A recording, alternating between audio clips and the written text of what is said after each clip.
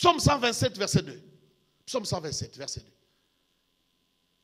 En vain, vous levez-vous matin, vous couchez-vous tard et mangez-vous les pains de la douleur. Il en donne autant à ses bien-aimés pendant leur sommeil. Ça ne veut pas dire qu'ils ne travaillent pas, non. Travaille. Ça ne veut pas dire ne va pas très tôt au travail, non, non. Ça ne veut même pas dire qu'il faut quitter le travail très tôt, comme je vois ici. À la fonction publique, à 14 h, tout le monde commence à courir. Ah! J'étais à la fonction publique la semaine passée. Frère, à 15 h, tu vois la masse qui sort de là. Vous allez où? C'est comme si on les poursuit. Mais ils sont arrivés au travail à 10 h. Ah, Dieu doit délivrer ces pays. Non, il ne fallait même pas dire Amen. Je change ça. J'ai mal parlé. Dieu doit nous délivrer. C'est nous les problèmes, nous, les Congolais. Les pays en Ghana, ont un problème. C'est nous les problèmes. Ça veut dire quoi ces versets-là? Ça veut dire, hein, ce n'est pas le fait de se lever très tôt qui fait que le travail produise. Ce n'est pas le fait de se coucher très tard. C'est bien si tu peux le faire. Ce n'est pas la douleur que tu ressens dans le travail. Manger le pain de la douleur, de l'affliction.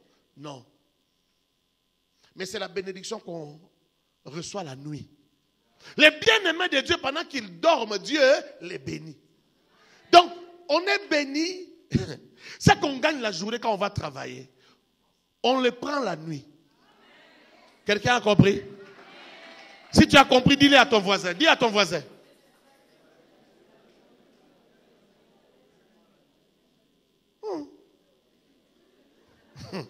Je vais répéter, je vais te demander encore de dire à ton voisin. J'ai dit, c'est qu'on gagne la journée, on le reçoit la nuit. Change de voisin, dis à un autre voisin, celui-là ne réagit pas bien. Bon, cherche un autre voisin, celui-là aussi je le trouve un peu bizarre. Dis à un autre voisin.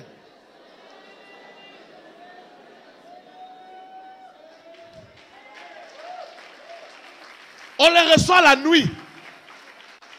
Est-ce que je parle à quelqu'un?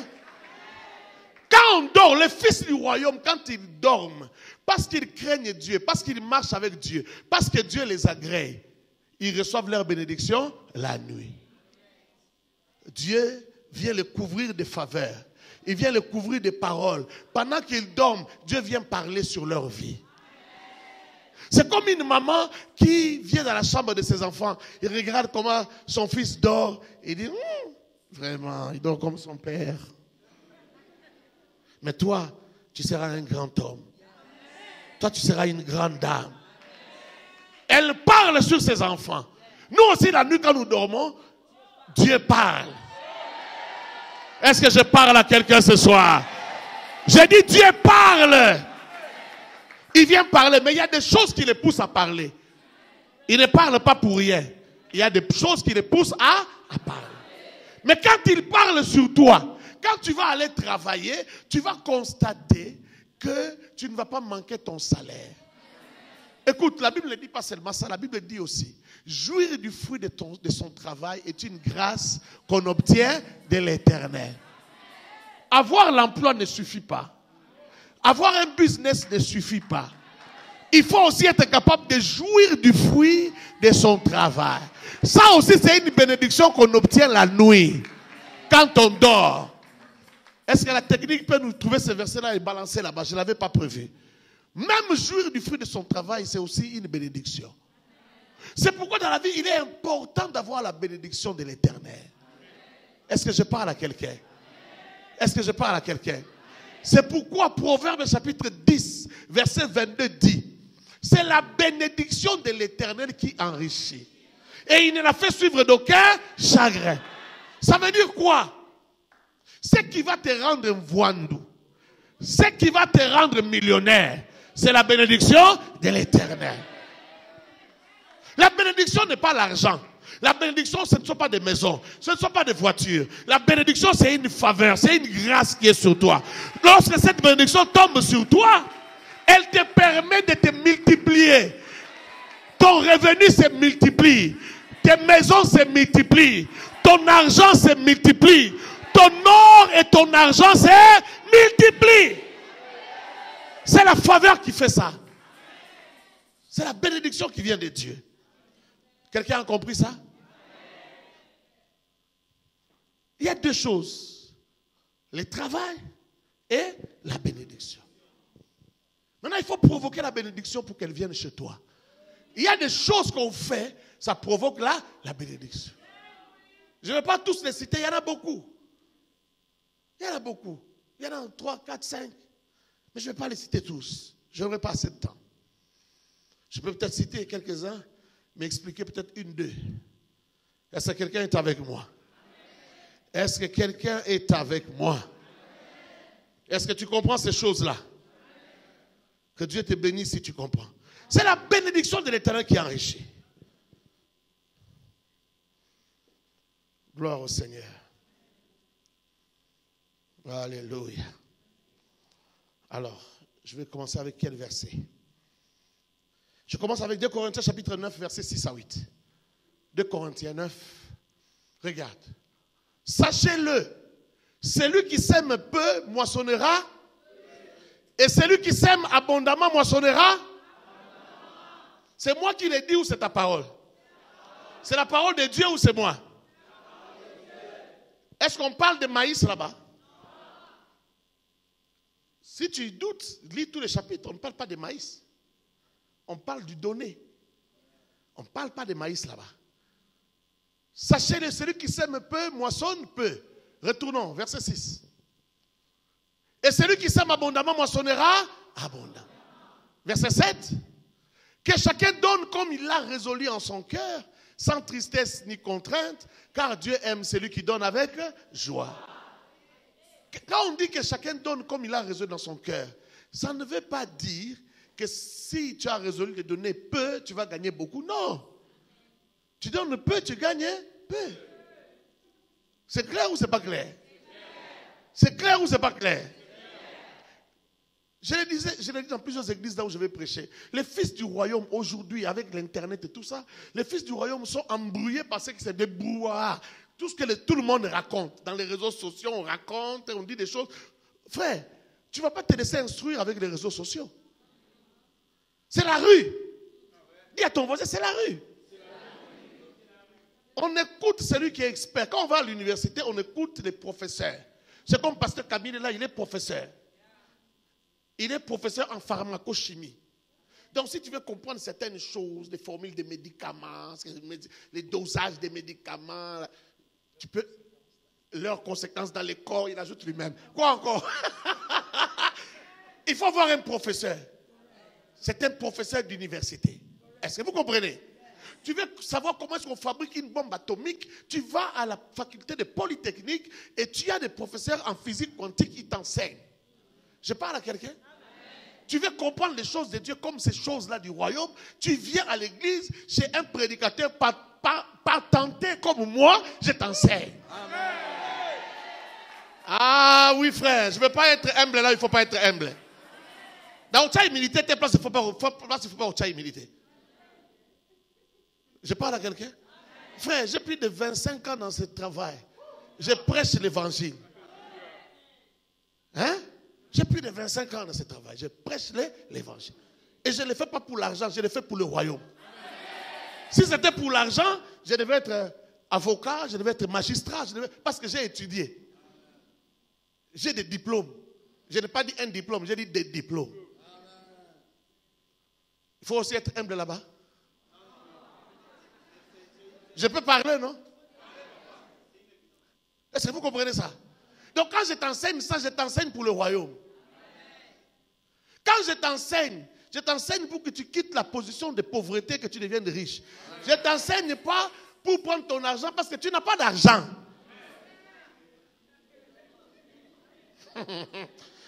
J'ai menti? Toi, tu as l'argent. Ah, comment? Il y a des gens qui ont l'argent. Si on veut mendier, on veut quémander, on va aller dans les bureaux d'abord des antichambres des ministres, on reste là, on passe la journée, n'est-ce pas? Mais on ne le fait pas. Moi, je suis pasteur. Vous, au moins ici, vous avez votre pasteur, pasteur Joël Kamassele, une dame jolie, une dame qui parle bien. Elle est pasteur à l'église de ma campagne. Moi, je suis pasteur là-bas, Cité Pumbu. J'ai des vendeurs de légumes là-bas. Est-ce que j'ai fui mon église? Non. Si c'était pour l'argent, je n'allais pas rester là-bas. Mais je suis là-bas. Je ris avec ces mamans-là, je leur prêche l'évangile, elles sautent, elles crient Alléluia. Moi aussi, je suis content. Vrai ou faux? Mon colonel, est-ce que j'ai menti? Je reste là, je ne quitte pas. Est-ce que quelqu'un a compris? Ça là, c'est moi qui dois t'enseigner ça. Parce que j'ai été mandaté pour t'enseigner ça. Que chacun donne comme il a résolu en son cœur, sans tristesse ni contrainte. Car Dieu aime celui qui donne avec joie. Donne avec joie, mais en donnant bien. Et les peu, les beaucoup et les peu dépendent de ce que Dieu t'a donné. Quelqu'un d'autre peut donner 2 pièces, mais il a donné beaucoup. Toi, tu donnes, je ne sais pas, $10,000, mais tu as donné peu. Parce que Dieu t'avait donné 1 million, toi, tu lui as remis combien? 10 000. C'est peu. Tu vas comprendre. Allons-y, 8. Et Dieu, écoute ça. Quand vous faites ça, maintenant, qu'est-ce qui va se passer? Et Dieu peut vous combler de toutes sortes de grâces. Les toutes sortes de grâces, là, ça vient d'où? Répondez vous-même. On était au verset 6, donc vous avez répondu. Verset 7, vous avez répondu. Maintenant, allons au verset 8. La conséquence ici vient de quoi?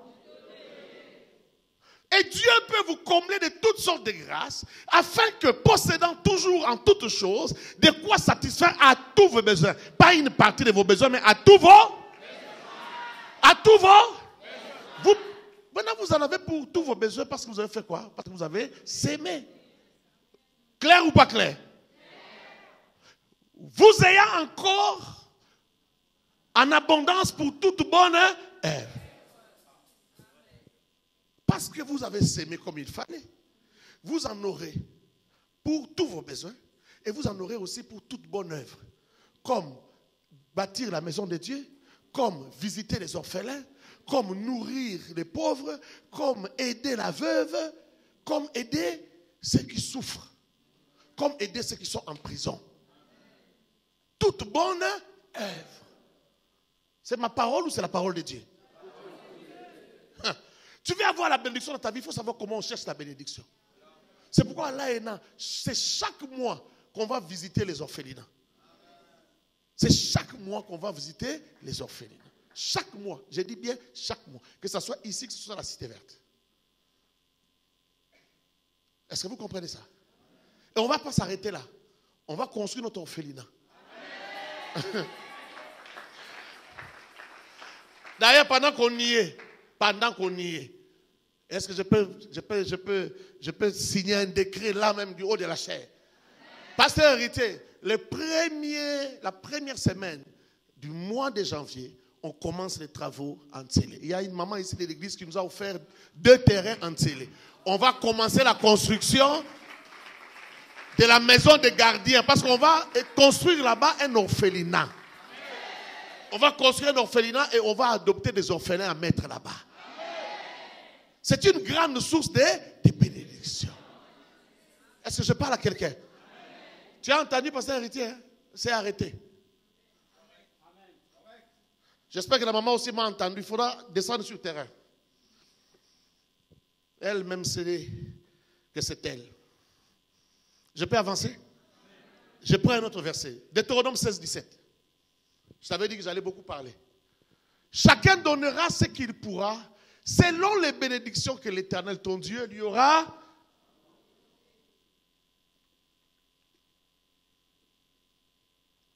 Chacun donnera ce qu'il pourra, selon les bénédictions que l'Éternel, ton Dieu, lui aura accordées. On ne donne pas en se comparant aux autres. On ne donne pas. Il y a des gens, quand on dit seulement des offrandes, ils cherchent 1 000 francs par hasard, ils viennent donner. On ne donne pas comme ça. On donne selon ce que Dieu a fait dans ta vie. Quand Dieu te donne beaucoup, tu donnes aussi beaucoup. Est-ce que je parle à quelqu'un? Ça m'étonne comment ça peut choquer les gens. Une offrande de 2000 euros, ça choque. Ça te choque pourquoi? Tu es sorcier? On n'est pas tous pareils. Toi, tu n'as pas 2000 euros, il y a des gens qui ont 2000 euros. Toi, tu as 2 euros, il y en a qui doivent à Dieu 2000 euros. On ne va pas seulement demander l'offrande de pauvres, on va aussi demander l'offrande des riches. Frère, vous savez, toute cette parcelle, si on veut l'acheter, on va lui demander pas moins d'1 million. Hein?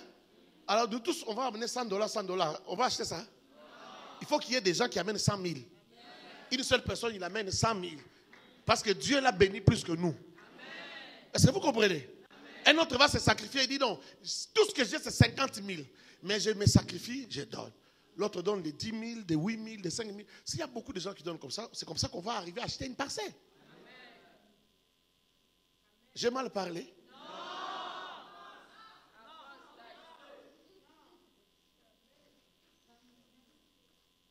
Mais vous écoutez l'Antichrist. Est-ce que vous savez qu'il est écrit dans la parole que lorsque l'Antichrist viendra, il fera cesser l'offrande? Pourquoi on ne s'attaque pas aux offrandes des bouddhistes? Pourquoi on ne parle pas des offrandes des francs-maçons? Pourquoi on ne parle pas des offrandes des musulmans? Pourquoi on ne parle que des offrandes des chrétiens et des églises? Vous n'avez jamais réfléchi sur ça? Parce que l'offrande, c'est le culte. L'offrande, Jésus lui-même, le salut t'a été donné par une offrande. Quand on attaque ton culte, toi tu es là, tu ne dis rien. J'ai regardé toutes ces 2 semaines passées ici. Comment on vilipendait votre pasteur. J'ai regardé si je vais voir même un enfant de là, il y en a qui parlent. Tout le monde. Vous êtes traumatisé par quoi? Qu'est-ce qui vous traumatise? Qu'est-ce qui vous traumatise? Parce que des gens méchants ont coupé une partie de la vidéo. Qu'ils vous mettent toute la vidéo. Que vous puissiez écouter l'enseignement, un bon enseignement qui a été donné. Cette femme-là, ce n'est pas n'importe quelle femme.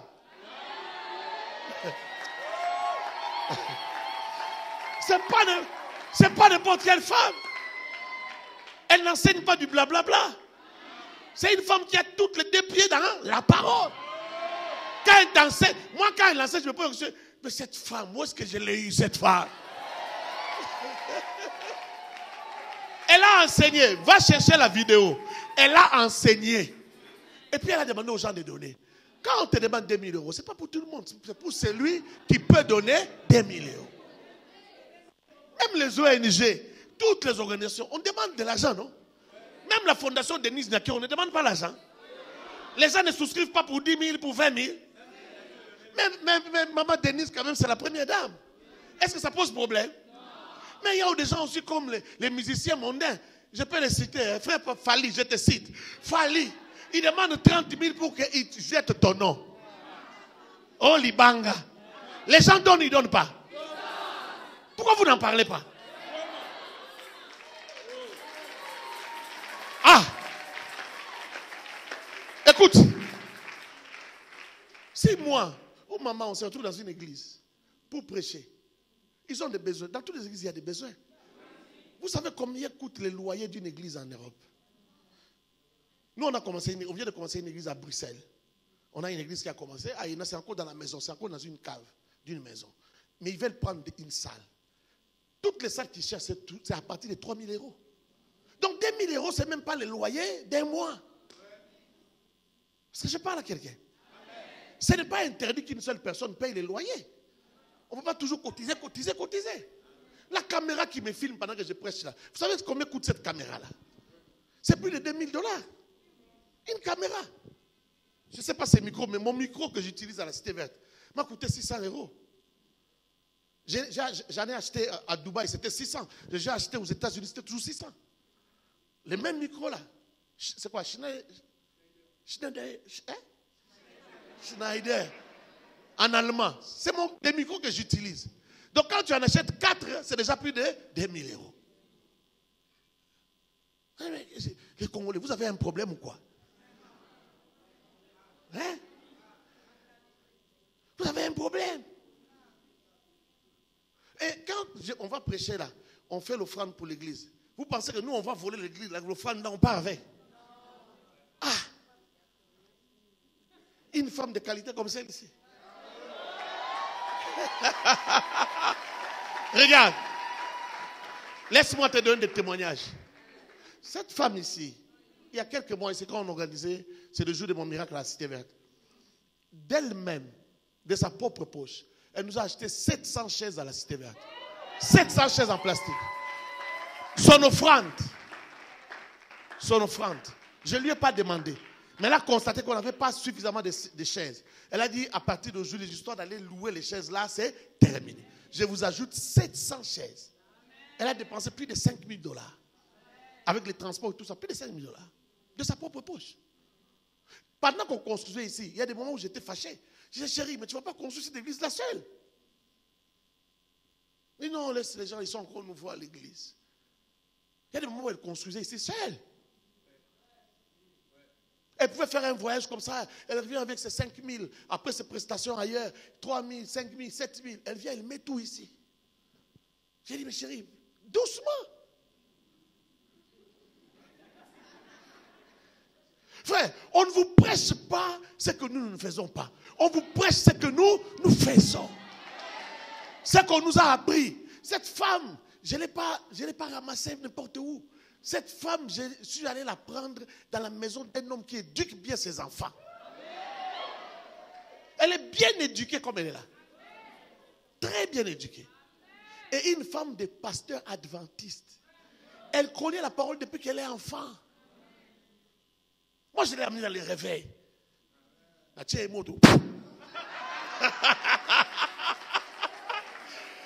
quand elle est venue dans les réveils, quand elle enseigne, tu sens qu'elle a un soubassement. Vrai ou faux? Frère, vous qui m'écoutez, même vous qui me suivez en ligne, ne vous laissez pas embrouiller par le travail du diable, par le travail de l'antichrist. C'est le travail de l'antichrist. Il y a des gens qui disent, nous sommes découragés, pourquoi ma pasteur a fait ça? Elle a fait quoi? C'est vous qui êtes ignorant. La parole est là, je suis en train d'enseigner la parole, suis la parole. Est-ce que je parle à quelqu'un? Chacun donnera selon les bénédictions que l'Éternel, ton Dieu, lui aura accordées. Tu ne vas pas demander à celui qui gagne, qui a $100,000 dans son compte, de donner à Dieu $100 comme toi. Lui, il faut lui demander 10,000. Si tu ne lui dis pas ça, tu l'as menti. Il y a un autre verset qui va les frapper. Je vais lire ce verset-là. Malachie 3,8. Malachie 3,8. Un homme trompe-t-il Dieu?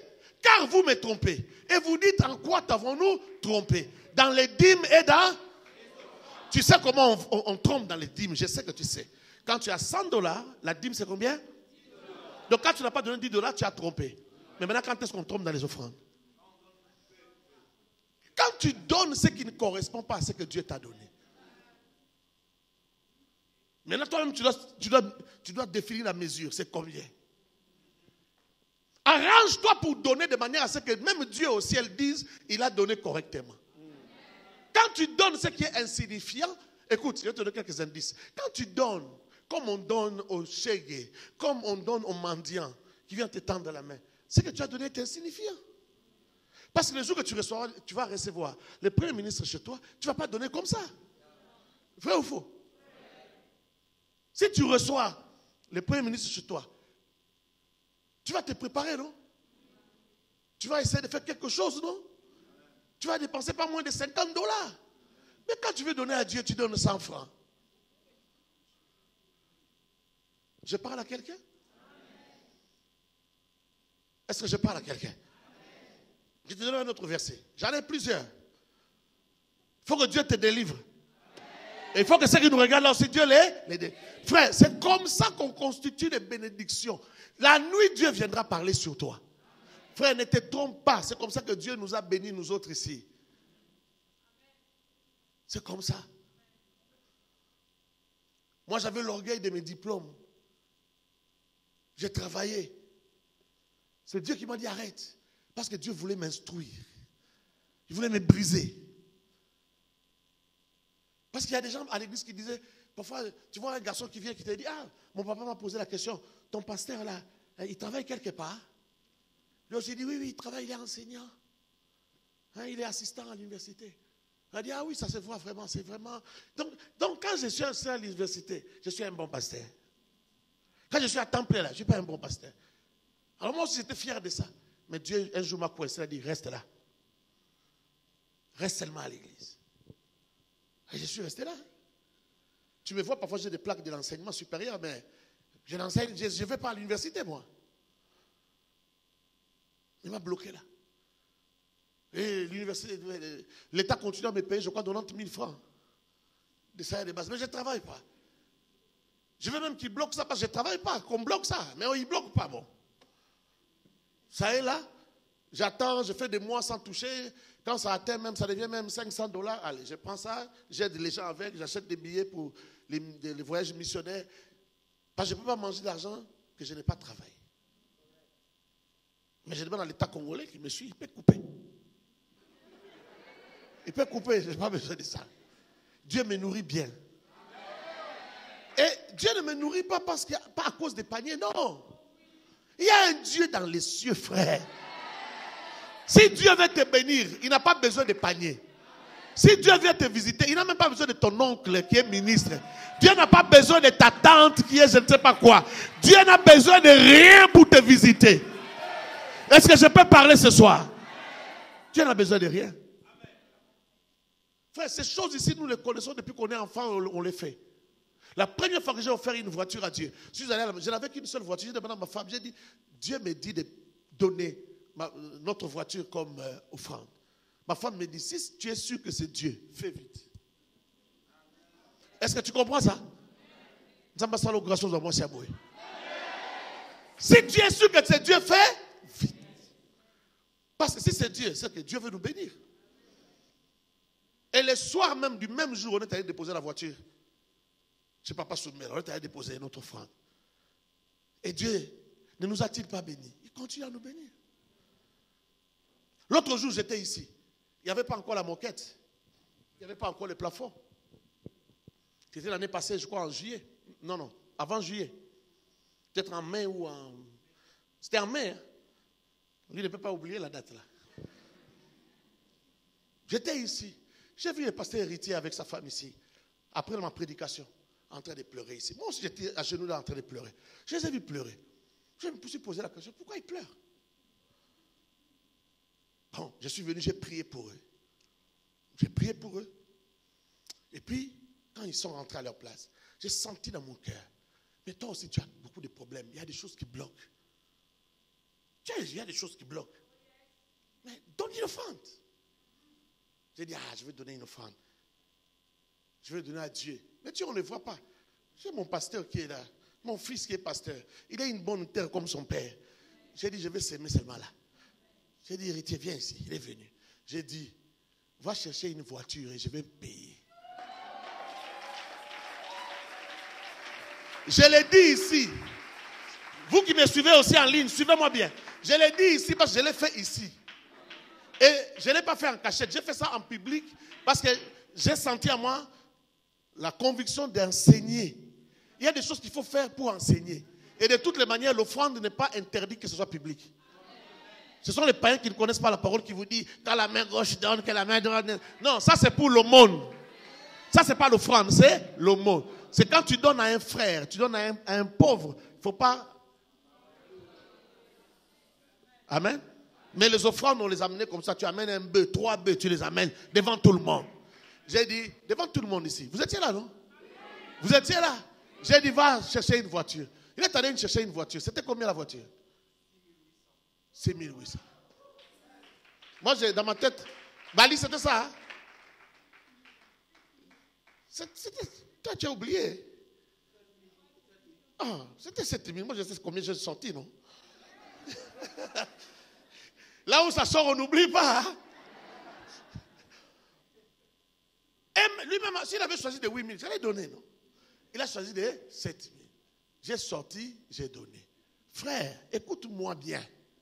Ça n'a pas fait 2 mois. Pourtant, c'est mon fils. Hein? Ça n'a pas fait 2 mois. J'avais fait ça en public. Je n'ai jamais témoigné ici. Maintenant, je suis retourné. Je vais témoigner. Ça n'a pas fait 2 mois, je te dis. Tu vois ces chiffres-là? Je l'ai eu fois 13,5, fois 14, ces chiffres-là.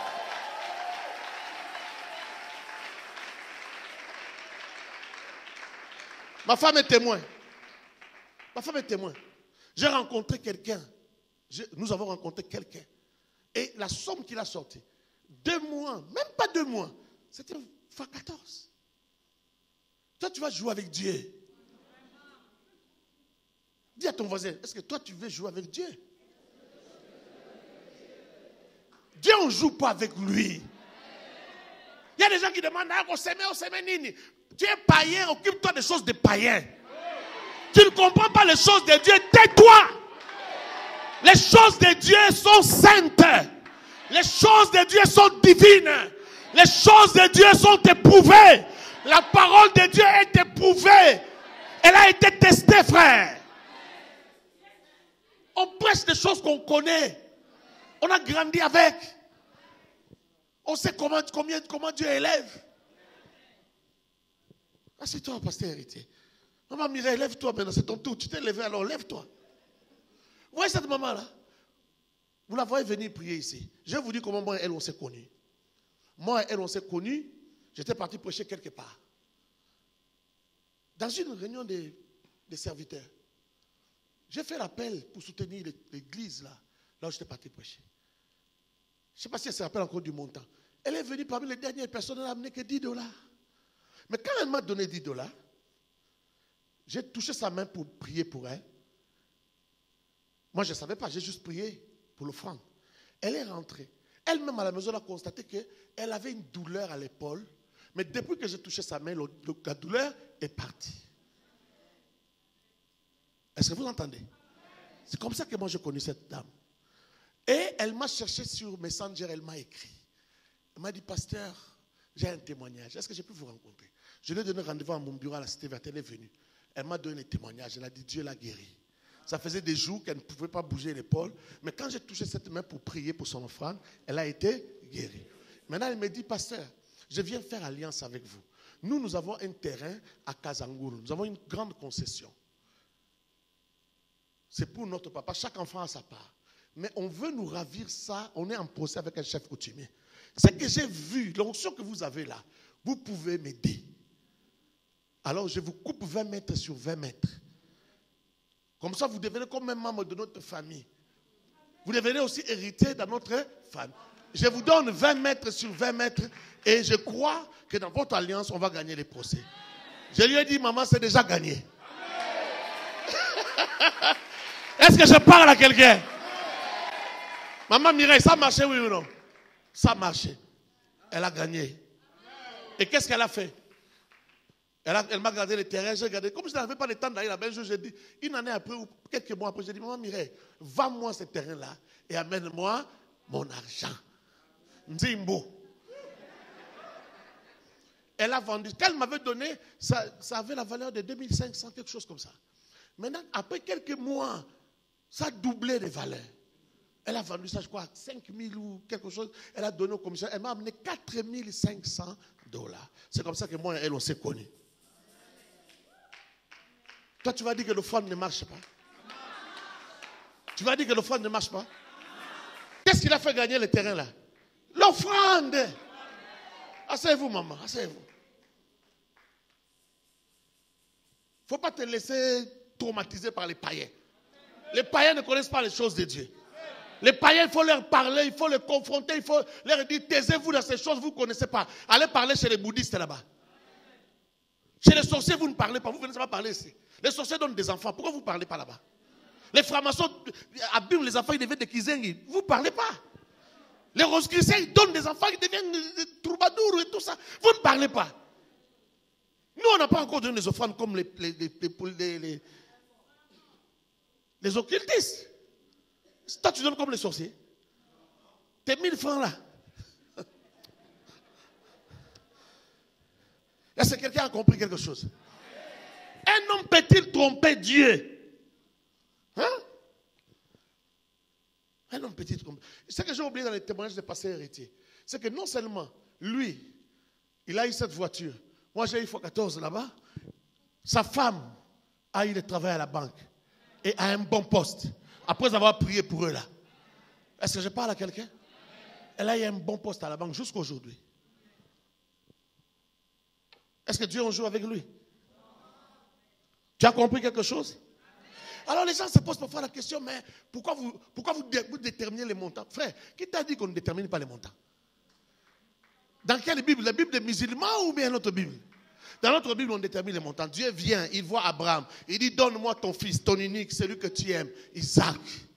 C'est déterminé ou ce n'est pas déterminé? C'est dans ta Bible.